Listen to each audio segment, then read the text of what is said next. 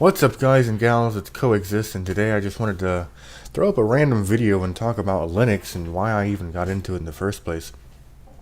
So if we go back about 3 years ago, or somewhere around that, three to almost 4 years ago, I actually came across getting myself a Chromebook, which obviously ran ChromeOS. As you can see here, this is ChromeOS. This is what the desktop looks like, and it's not really, it's evolved since when I used it, but when it was in its vanilla stages, when it was first released, it was a little less featured and there wasn't a lot of stuff you could do with it. It was quite limited. If you weren't online, it was actually extremely hard to use. There wasn't much you could do with it if you were offline, because it's pretty much the Chrome browser with everything being a plugin or an extension, if that makes any sense. And what I ended up with was one of these. It was an HP Pavilion Chromebook. This is actually what the desktop really looked like way back when. So when I had it, the desktop looked more like that and a little less like this. But it was still a good computer nonetheless. I actually enjoyed it. The problem is I started running into things where I just couldn't do anything. There was no this and no that, and I was just having issues with stuff. I'm like, well, gee, what? Okay, this is not going to work. I can't afford a new computer. I just spent $300 and something on this thing,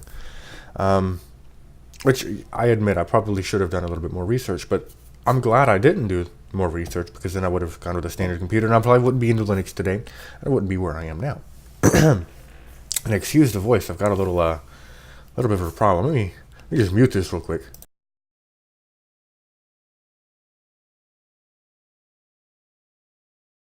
Okay, we're back after I just made the worst god-awful sound you could possibly hear. But I said, okay, you know, what can I do that's different? What can I do or what can I do to this Chromebook that will actually let me do something with it? And I'm like, okay, well, I suppose the only thing that I could do is to technically install a different operating system on it. And that's where this comes into play. What you're looking at here inside of my window, this is Xubuntu, and this is actually what I managed to get installed onto this guy right here.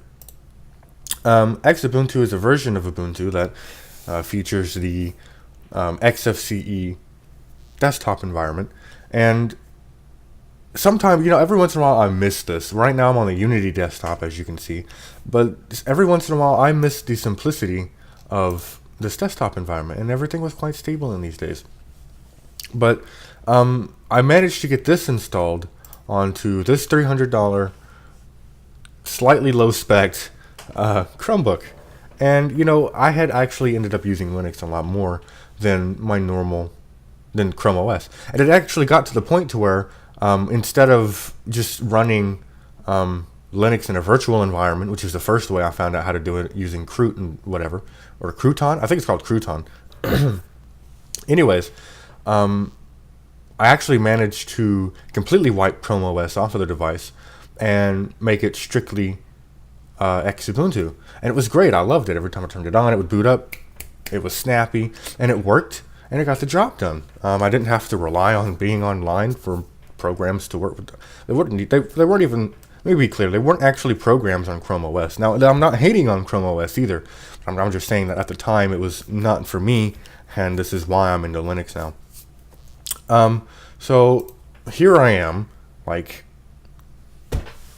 3 or 4 years later, and I'm just this crackhead who really loves Linux and networking and all of this stuff, and I wouldn't be here if I hadn't have had that Chromebook.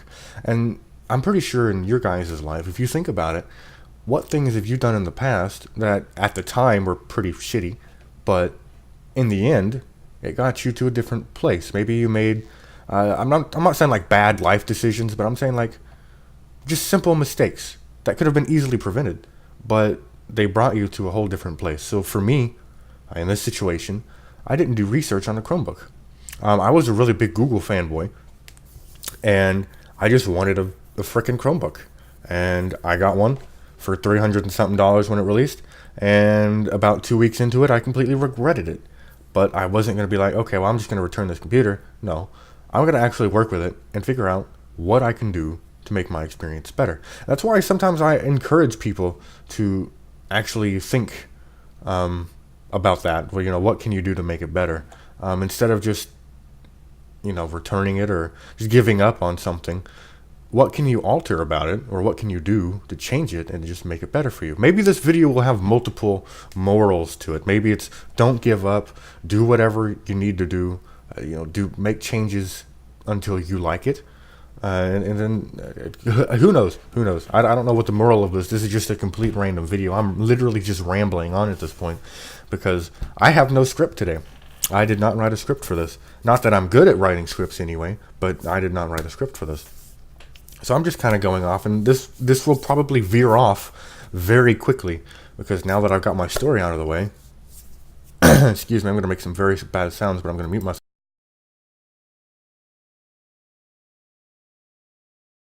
All right, we're back. Oh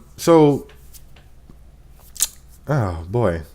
So Linux. For people who don't use Linux, Linux there's a word. It's derived from Unix. It's a very long story. I'm not going to go into that. But this is Linux. It's not Windows and it's not Mac. And when it comes down to Linux users, I see two types of people. You've got those who hate Windows and those who hate Mac. And I have to say that I'm one that hates Mac entirely. I hate Mac OS. I can't think of a reason why people would actually want to use it. I mean, if you're a gamer, you can actually game on Linux. And, most AAA games are actually released on Windows, like Grand Theft Auto, Call of Duty, etc., etc. But what would you use a Mac for? People say, oh, well, you do a lot of video editing. Yeah, well, you can do that on a PC or Linux system. And why would you want to edit videos on a system that is lower spec and outdated now? Like even the Apple Pro or whatever the heck that trash can looking piece of crap is. Can I find it? Apple Pro? I don't know. I don't know what it's called. It's this frickin' thing. Let's see if I can get a big pic of it. Let's see if I can get a large. Here we go. This frickin' trash can thing. This guy right here. This is a computer released by Apple, and this is their most powerful computer. And how much does it sell for? Not the iPad Pro. No, Apple. It's not what I wanted. Mac Pro, here we go. So let's just look at this. Oh, it's got a special page. Look at this, guys. It's got a very special page. Built for creativity on an epic scale. Don't you like... I gave you guys a warning that this video was going to take a very, very hard veer off. It's going to veer off to the left very hard. Here it is. Here's where it's veered to. Apple. So we're just going to... power structure, blah, blah, blah. You look like every other trash can computer. What? Okay, so wait. What are your specs? Let's go up. Up to 40 gigabits per second of PCIe bandwidth. Okay, up to 12 cores processing power. Okay. It's actually pretty decently spec'd. 16 gigs of memory standard. Of course, you can get up to 64 gigs. Blah blah blah. Let's continue to scroll. Graphics. You got up to 12 gigabytes of GDDR5 VRAM, and up to 7 teraflops of computing power. Cool. 1 terabyte storage. Blah blah blah. Blah blah blah blah. It's going to talk about its cooling now, I'm sure. Yeah, blah, blah, blah, blah. Let's go onward. I do have to give them credit for designing this on their webpage, though. This is actually very, I have to give them props for that. Yeah, blah, blah, blah. Look at all these. Jeez, look at all these lightning. Is that lightning cables? I think those are Thunderbolt. I'm special. Those Thunderbolt. Well, okay, can I just, get... okay, I probably should just click that buy now button. How much does this cost? Let's see. 2,999 US dollars for 3.5 gigahertz 6-core Intel Xeon E5 processor with 16 gigs of DDR3 ECC memory. It's got a dual AMD FirePro D500s with 3 gigs of GDDR5 VRAM each, and a 256 gigabyte PCIe based flash storage device. And that's going to cost you $2,999. Or you could get like an Intel Core i7 1600K and a Titan X or 1080. Or yeah, hell, you could get a 1080 and 16 gigs of RAM and 256 gigabyte SSD, and it's not going to cost you $2,999. And it'd probably be a little bit more powerful. No, here's what you're paying for. You're paying for the Apple logo. Actually, is there even a fucking logo on it? I don't think there's even a logo. You're paying for the fact that it's a trash can. And, what else are you paying for? Maybe because it's black and sleek. Oh, that came out a little differently than I intended it. And the fact that it's got Mac OS X on it, that's probably what it is. I guess you're also paying a pretty hefty convenience fee, the fact that they shoved everything into a trash can, and the design of it. You know, you're probably also paying for the work that the web developers had to do on that website. That's probably one thing you're probably paying for. What else could possibly be $2,999? What else could possibly benefit you spending $2,999? I can't think of anything.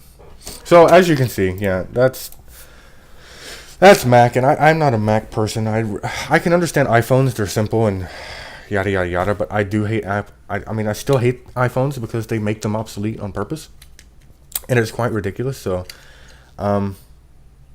Now that I got my Apple ran out of the way, Linux. Yeah, we're talking about why I use Linux, for fuck's sakes. Okay, so Linux. It's always worked for me, and if it breaks, you can fix it, because that's the plus side of Linux.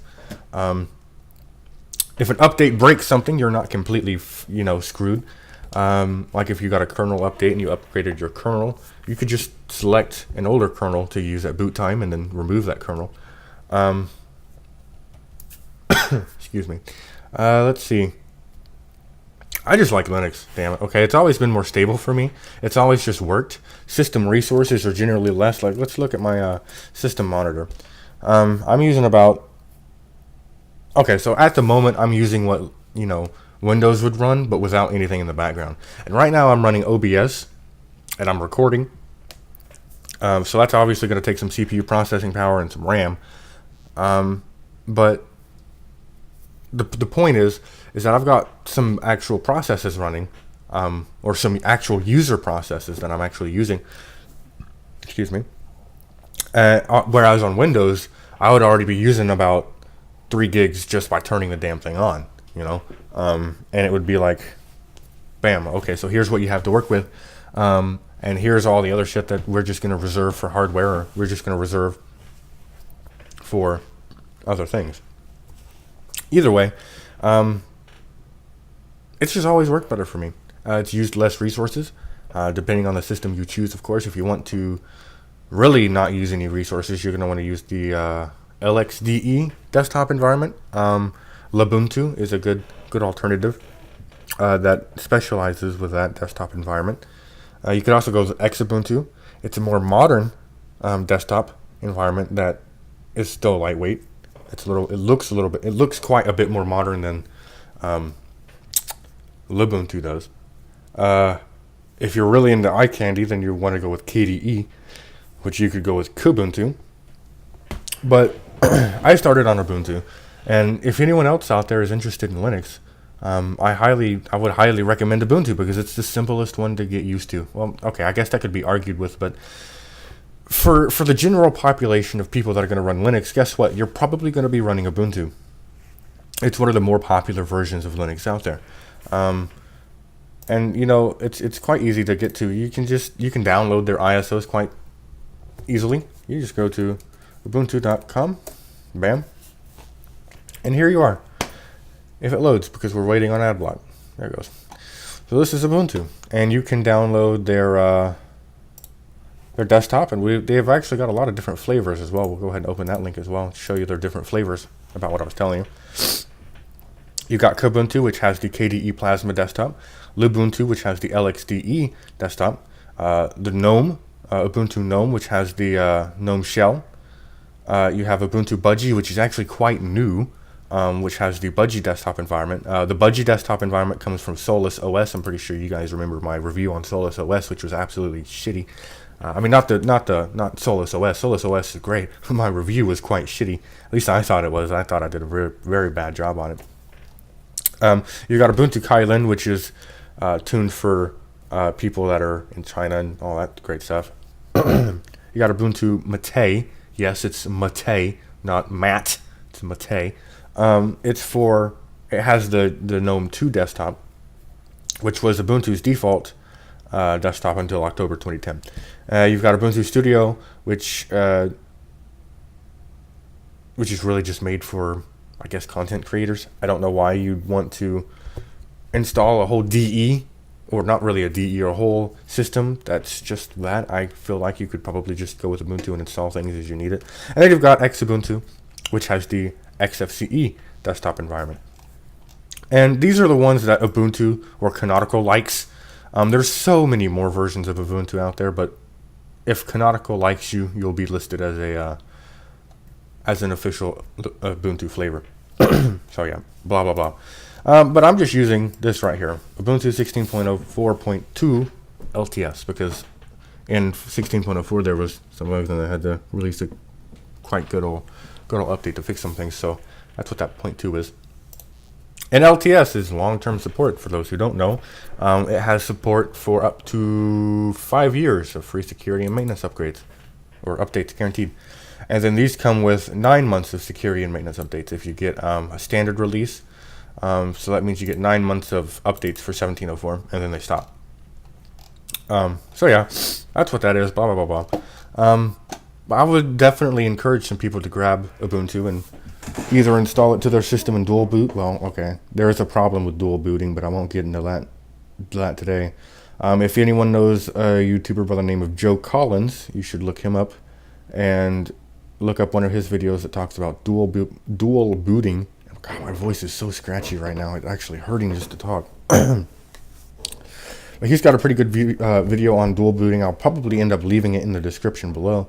And I just encourage people to try it.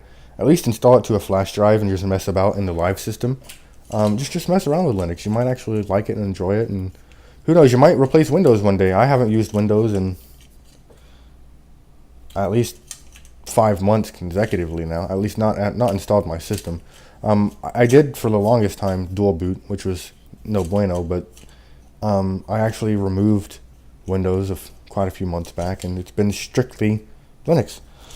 But anyways, that's my video on me and Linux and my relationship with Linux. I would, if it were a woman, I'd kiss her and make out with her and do some other things that we can't talk about on YouTube. But you know, that's my views on Linux. That's why I like it. I think I said why I like it, yes. And yeah, so if you liked the video, go ahead and give it a thumbs up. If you didn't like the video, well, I'm sure you already know what to do. And leave a comment down below if you use Linux, or how you got into Linux. You know, I'd be interested to see some of your stories. I actually don't get a lot of comments, so at the moment, I read everything that I get. And I try to reply to everything that I get as well, as long as it's not inappropriate or spam or blah, blah, blah, blah. But yeah, leave that down in the comments below, and I'll see you guys in the next video.